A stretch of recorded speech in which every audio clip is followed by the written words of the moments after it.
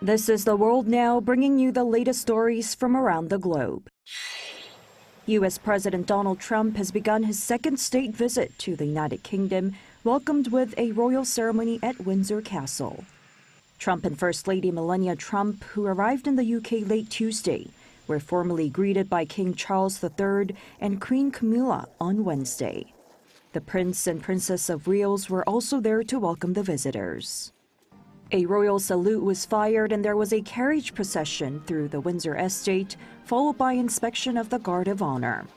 The ceremonial display included bands from across the British Army branches, national anthems, and a flypast, which was scheduled but modified due to weather concerns. A lavish banquet was held in St. George's Hall later in the day, where King Charles said the special relationship between the U.S. and UK has made us safer and stronger through the generations. A multi-billion-dollar U.S. technology investment deal, referred to as the Tech Prosperity Deal, was also announced as Trump's visit got underway. Trump and UK Prime Minister Keir Starmer are expected to sign a handful of deals on Thursday and hold a joint news conference. However, the visit also drew protests, with more than 100,000 people gathering in central London to protest Trump's policies.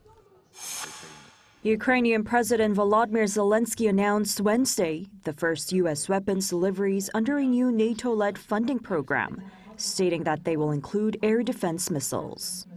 Zelensky also said Ukraine has already secured weapons funding of over $2 billion through the prioritized Ukraine requirements list, with an additional $3.5 billion coming by October.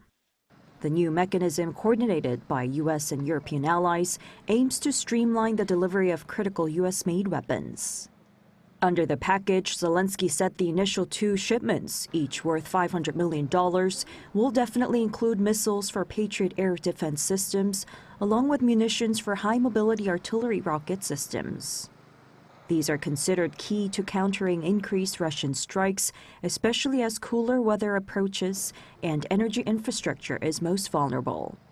The new initiative helps increase predictability and speed of weapons deliveries through allied funding rather than only direct U.S. funding.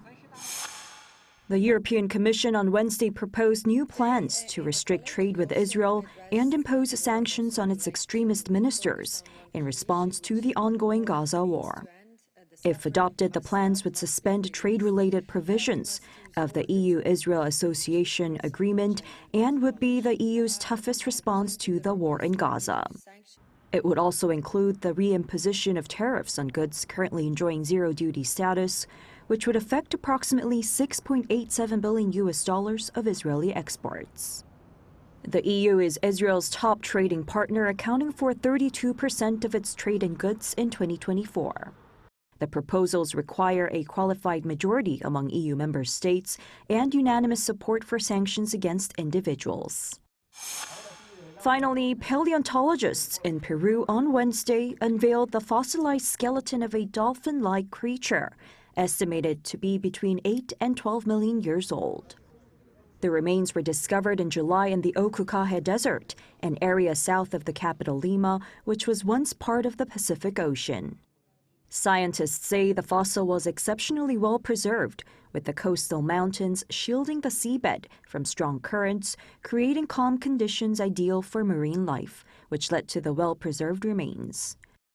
Researchers have noted that the fossil helps them understand past geography and how the coastline has changed over time.